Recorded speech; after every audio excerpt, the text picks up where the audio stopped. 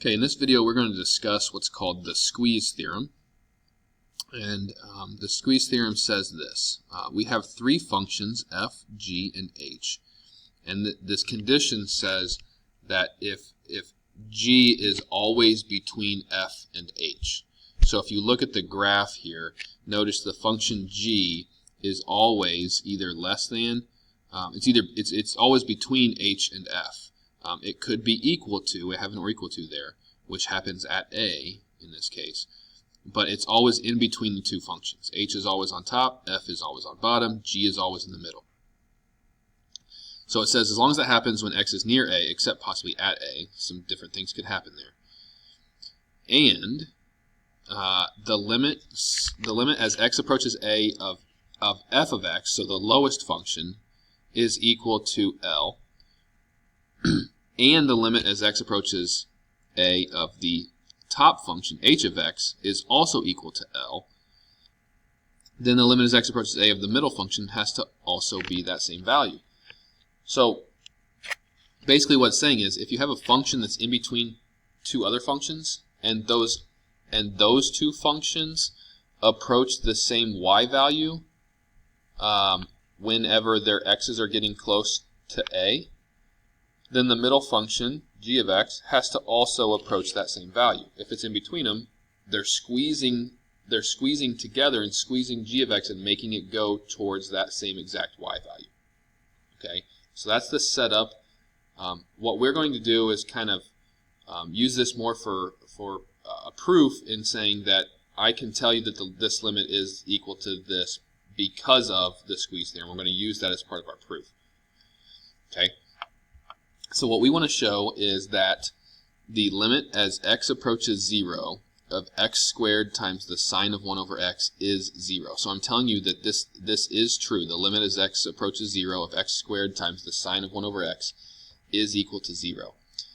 Why could I not just do direct substitution to show this? Well, yes, I could plug in 0 and get 0 squared being 0 here, but I can't plug in 0 down here for the x inside the sine function. And so because of that, I'm not going to be able to use direct substitution, and I'm also not going to be able to do anything algebraically to make this something where I can plug in 0. So what I'm going to have to do is I'm going to have to come up with another strategy, and that's going to be to use the squeeze theorem. Now, most of the time when you use the squeeze theorem, a trig function is going to be involved. And in this case, we're talking about sine. So I want you to think about the sine graph. Don't think about sine of 1 over x. I just want you to think about sine. And sine looks like this, right? It just keeps on going forever in both directions like that. But when we evaluate sine of any angle whatsoever, our answers are always in between -1 and 1, right? So no matter what x value I plug in, the answer that I get for that y value, when I plug it into sine, is always going to be between -1 and 1. Right? Or if you think about the unit circle, the very highest on the unit circle that you go is a y-coordinate of 1, and the very lowest you go is a y-coordinate of -1, and therefore sine is always returning a value between -1 and 1. Okay, so we are going to start with, what we need to try to come up with and create is this compound inequality for the squeeze theorem. And we have a built-in compound inequality in that we know that when we do the sine of anything at all, it's going to always give us a value between -1 and 1. So it doesn't matter what's inside that sine function. We know if we do the sine of something, it's going to be between -1 and 1. So in this case, we're doing the sine of 1 over x. Okay, so we're going to start with this premise. So since sine of 1 over x is always going to be between -1 and 1, once you start with that, then what you're trying to come up with is you want this entire function on the inside of your limit to be the middle function right here. So how do I make that middle part of that compound inequality become this whole thing?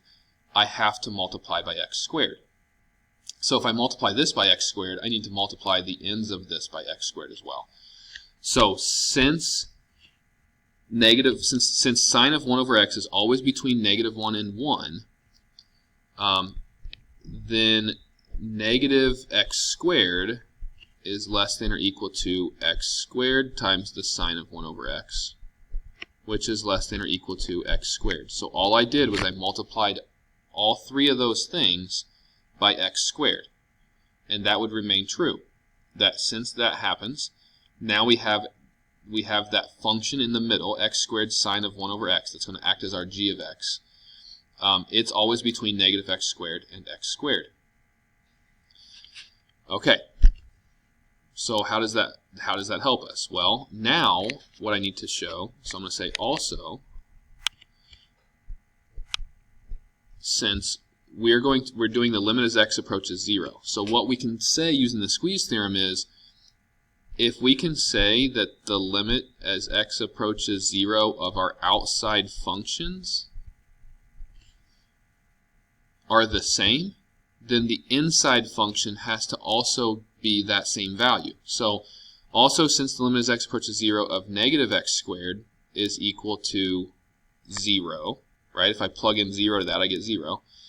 And the limit as x approaches 0 of positive x squared is equal to 0. Then, and I'm going to say by the squeeze theorem to show what we're using, then by the squeeze theorem, the limit as x approaches 0 of the middle function, which is what we were trying to show, x squared sine of 1 over x, must also equal 0. So, recap. We know sine is in between negative 1 and 1. And then we said, okay, we need to make this become that entire function, so I need to multiply everything by x squared. Then I take the two things on the outside, and I do that limit as x approaches 0, of those two things. If those return the same value, then that limit of the inside function has to also be 0. And what I've got over here is I've got graphed y equals x squared, y equals negative x squared, and the thing in the middle, that is actually this x squared sine of 1 over x. And so what you'll see here is that x squared sine of 1 over x is always in between x squared and negative x squared. It's doing a lot of things in between there, but it's always in between those two things. So because the limit as x approaches 0 of x squared is 0 and of negative x squared is 0, the limit as x approaches 0 of x squared sine of 1 over x also has to be 0.